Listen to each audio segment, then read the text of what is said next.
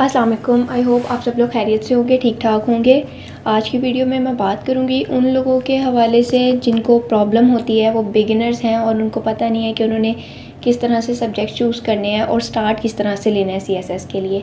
तो सबसे पहले जो आपने चीज़ें करनी है वो ये कि आपने देखना है आपका स्टडी बैकग्राउंड क्या है, बहुत इंपॉर्टेंट है। और दूसरा जो मोस्ट इम्पॉर्टेंट चीज़ है वो आपका इंटरेस्ट क्या है। ठीक है, जब आप क्लियर होंगे तो नेक्स्ट आप चल सकेंगे।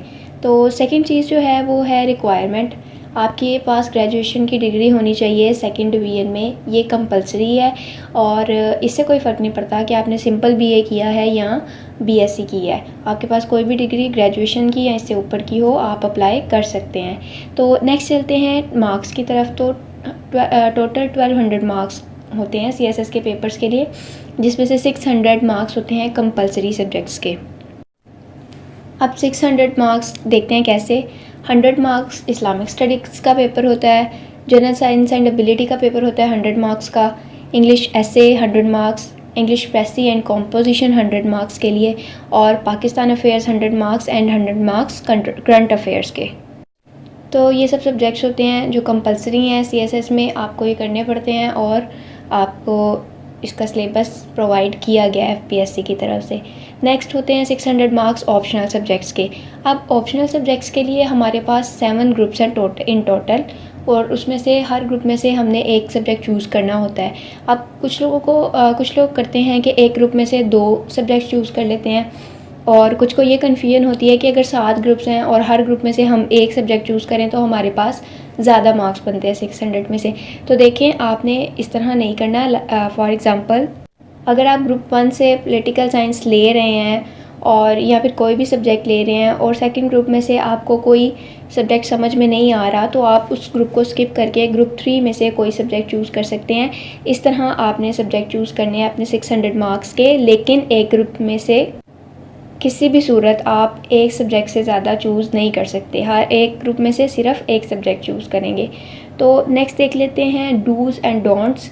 तो सबसे पहले तो ये कि आपने देखना है कि अगर आप एक सब्जेक्ट चूज़ कर रहे हैं तो आप उससे देखें कि दूसरे सब्जेक्ट्स ओवरलैप कितना करते हैं। ओवरलैपिंग सब्जेक्ट्स को जितना आप चूज़ करेंगे आपके लिए उतना बेनिफिशियल रहेगा। आपके इंटरेस्ट बहुत इंपॉर्टेंट है कि आपका किस सब्जेक्ट में इंटरेस्ट है, आप उसको अच्छे तरीके से पढ़ सकेंगे। और बैकग्राउंड, जो कि मैंने आपको स्टार्ट में भी बताया है कि आपने देखना है, वो बहुत इंपॉर्टेंट है। स्पेशली उस केस में बहुत ज़्यादा इंपॉर्टेंट हो जाता है जब आप फ़िज़िकल साइंसेस की तरफ जाते हैं। अगर आपका फ़िज़िकल साइंसेस में बैकग्राउंड नहीं है तो फिर आप फ़िज़िकल साइंसेस की तरफ मत जाएं, सोशल साइंसेस की तरफ आएँ। तो ये चीज़ें आपने सब्जेक्ट सेलेक्ट करने से पहले देखनी है, उनके सिलेबस को गो थ्रू करना है। जो आपको ईजी लगे आप वो ले लें, लेकिन कोशिश करें कि आप इन चीज़ों को इग्नोर करें कि कौन सा सब्जेक्ट स्कोरिंग है और कौन सा सब्जेक्ट ट्रेंड में है, किस सब्जेक्ट में लोग ज़्यादा फेल हो रहे हैं। देखें, पॉलिटिकल साइंस को बहुत ज़्यादा हवा बना देते हैं लोग कि ये बहुत लॉन्ग है, स्कोरिंग नहीं है, और ट्रेंड में कुछ लोग कहते हैं यूएस हिस्ट्री को जो है वो टारगेट कर रहे हैं, कुछ कहते हैं इंडो पाक हिस्ट्री लॉन्ग है। ये सब कुछ गलत है। आपने कोई भी सब्जेक्ट पढ़ना है, आपने उस पर मेहनत करनी है। ठीक है, अगर आप कहते हैं कि इंडो पाक हिस्ट्री लॉन्ग है या स्कोरिंग नहीं है या कुछ भी इश्यूज़ हैं, तो अगर आप 20 लोगों को देख रहे हैं जिनके पेपर्स में कम मार्क्स हैं या वो फेल हैं, तो आप उन 20 लोगों को भी तो देखें जो उसमें पास हैं और काफ़ी अच्छे मार्क्स के साथ पास हैं। तो आपने अपनी मेहनत के बल पे रिज़ल्ट लेना है। आप पास होते हैं, फेल होते हैं, आपके अच्छे मार्क्स आते हैं या ज़्यादा कम मार्क्स आते हैं, ये आपकी मेहनत पे डिपेंड करता है। कोशिश करें इन चीज़ों को फॉलो करें तो आपकी हेल्प हो जाएगी। दुआओं में याद रखिएगा। अल्लाह हाफ़िज़।